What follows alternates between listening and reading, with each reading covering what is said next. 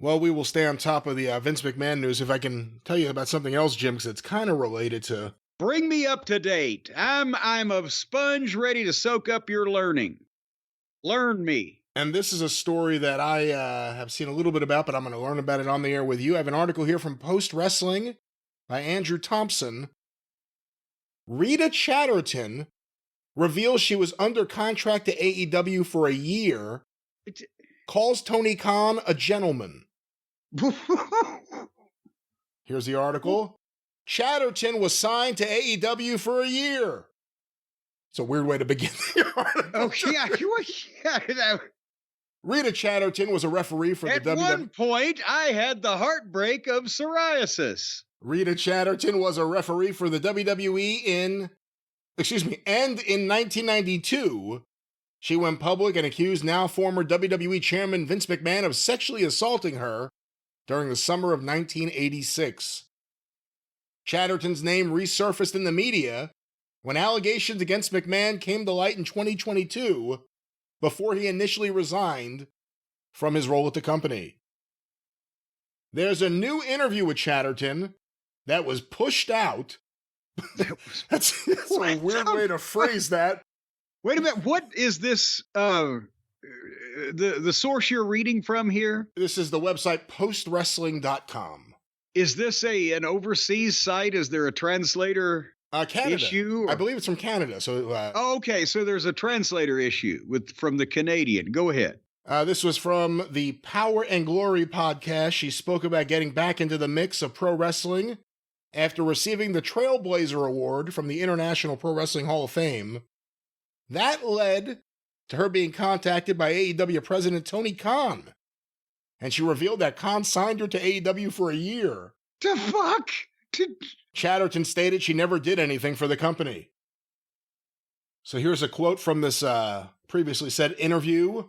So finally I said, okay guys, I'll do this one show for you guys, this one event for you guys, and then I'm done. Don't ask me again.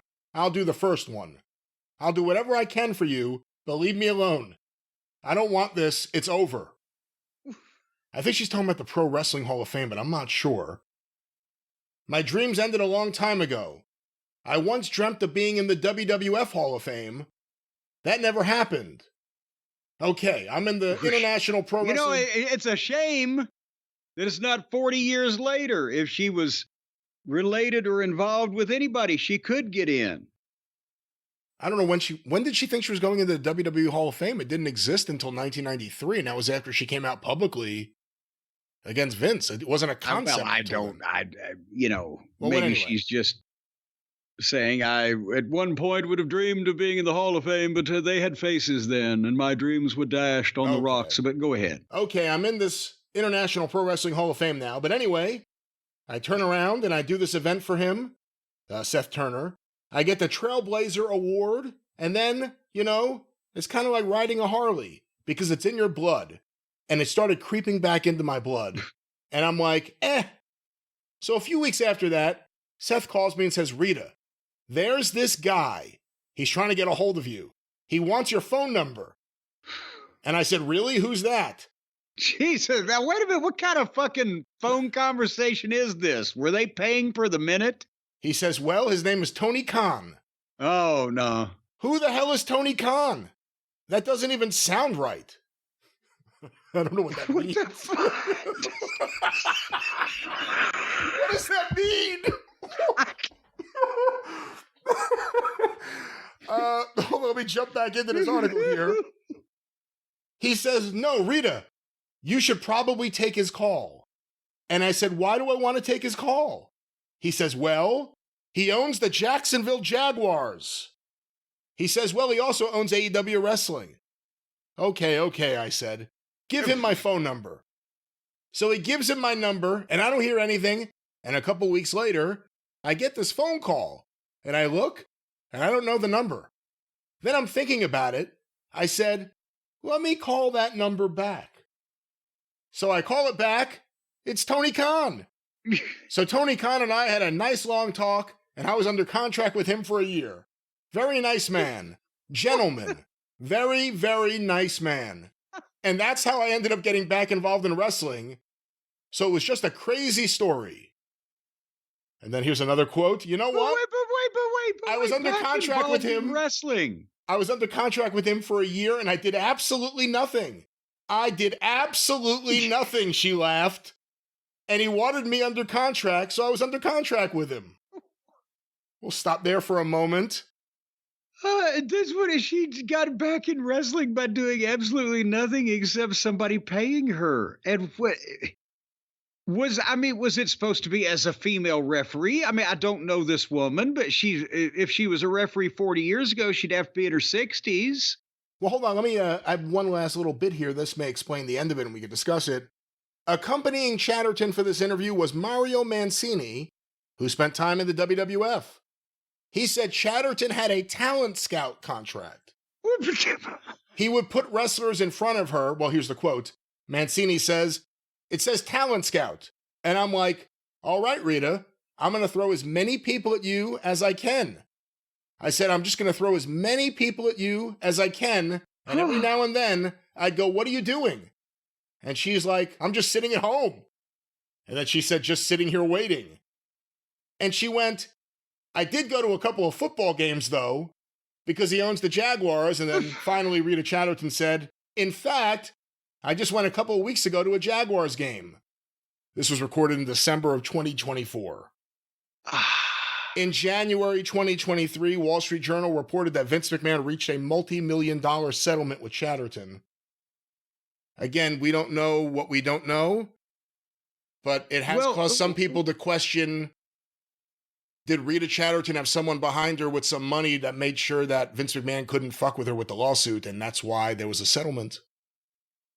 Well, and let's examine this just on the face of it. Let's say that nobody involved in the proceedings behind the scenes was some nefarious arch criminal trying to cover up past crimes. The International Pro Wrestling Hall of Fame gave her a Trailblazer Award, which was a nice thing. And, you know, it's the International Pro Wrestling Hall of Fame, and nobody's arguing that that shouldn't have taken place. I think when she says, well, it got back in my blood again, did I mention that maybe she's a woman in at least her early 60s, and I don't know if she should start rethinking whatever her current path is to, or this was a few years ago. And I mean a few, like what, 2 or 3, 4, she got put in the Hall of Fame right about the same time as all this other stuff going on. But Tony Khan calling her up and saying, oh, I want to sign you up. It was a nice way of, maybe he read about the induction. He read about her story and how she'd been treated, and he wanted to give her some money. And I'm not saying that's not a nice thing to do.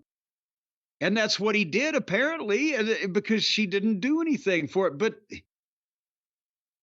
what did she expect to do? Why would Rita Chatterton be qualified to be a talent scout in modern professional wrestling today in the same way as I said, why would I classify to be in the International Photography Hall of Fame or when we were talking about the Hall of Fame issues? Because you've had a peripheral association with a given field doesn't mean that everybody's a shoe-in for fucking iconic status. So I think she should have realized that it was a gift, I would think, pretty quick, right? And that's what it had to be, was a gift, because he didn't have her do anything, and what would she have fucking done? I mean, he could have had I'm not saying this would have been worth the value of an annual contract, but he could have had her make an appearance as, you know, the first ever nationally known female referee here to supervise one of the referees, just some kind of thing on the show. There wasn't even that. Well, and, you know, maybe I would have got more heat on her, because then all the boys under contract, all the boys and girls, the talent under contract would have said, Jesus Christ, this fucking matronly 60-year-old woman just made fucking $250,000 to goddamn come out and wave at the fans. I just went through a fucking table on my head. And then that causes all kinds of ill will, and she might have got her house egged over that one. You know how those mean kids are. Or the rest of the talent may have gotten a big raise. You know, isn't It's it Tony amazing? Khan you're talking about. I mean, come on. Well, it's amazing that he actually could do that. He could just, so, you know, if everybody revolted and said, well, I'll leave tomorrow, he could double their salary and still has the money to fucking pay it.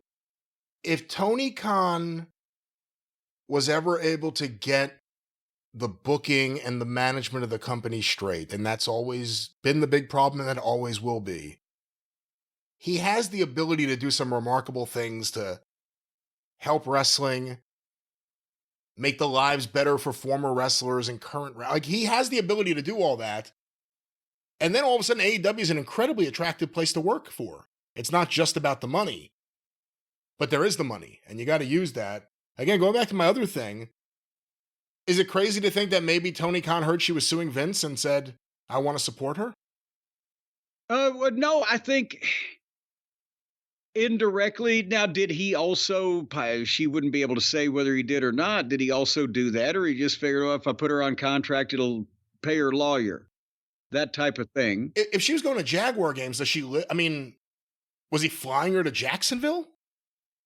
If she went to multiple games?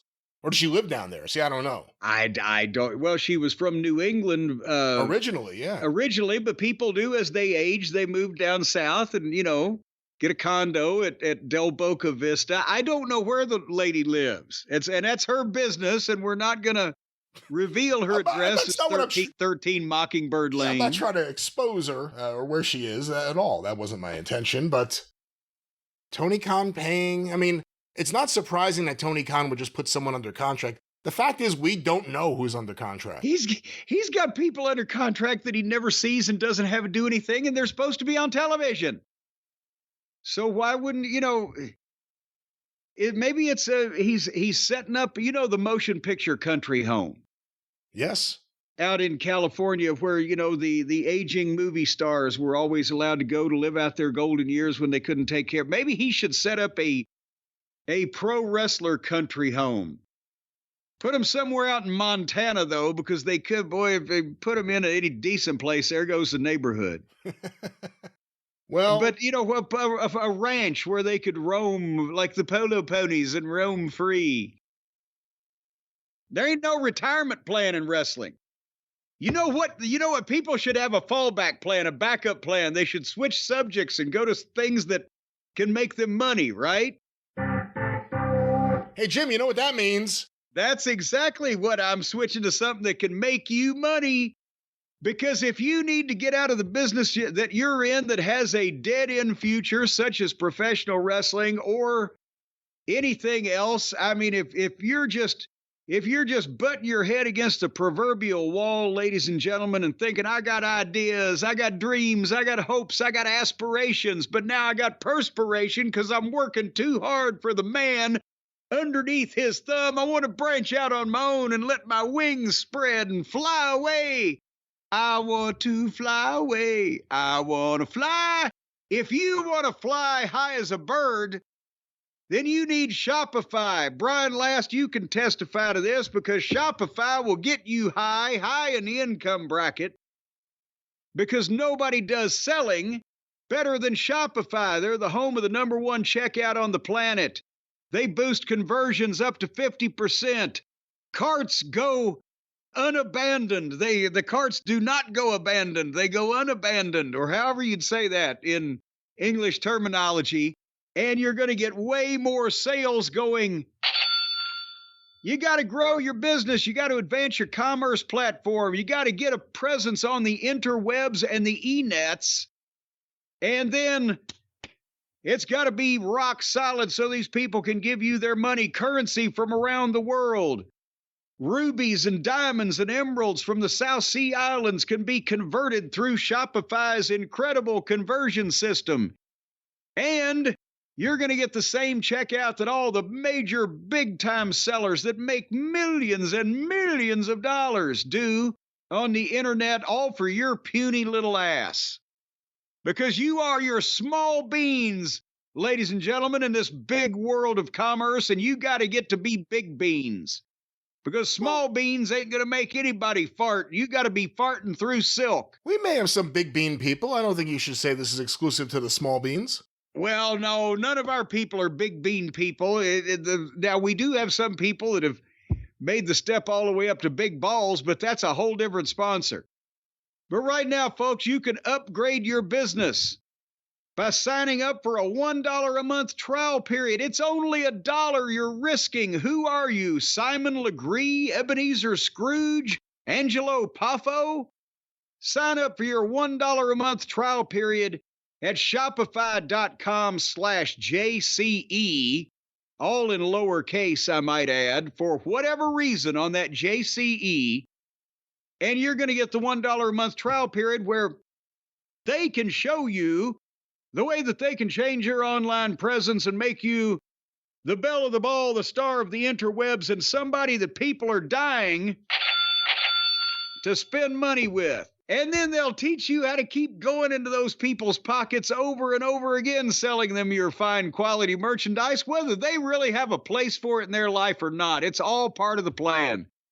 Shopify.com/JCE to upgrade your selling today. That's right, Shopify. That's what I just said. Well, I'm reinforcing that. I think it needs no reiteration. It stood on its own as a declarative statement. I wasn't reiterating, I was reinforcing. It's enforcement. Well, it's like one of those interviews that gets shoved out or whatever. What did they say? They shoved that interview pushed it out. They pushed out this interview. It wasn't ready to stand on its own yet, but it was a sink or swim situation.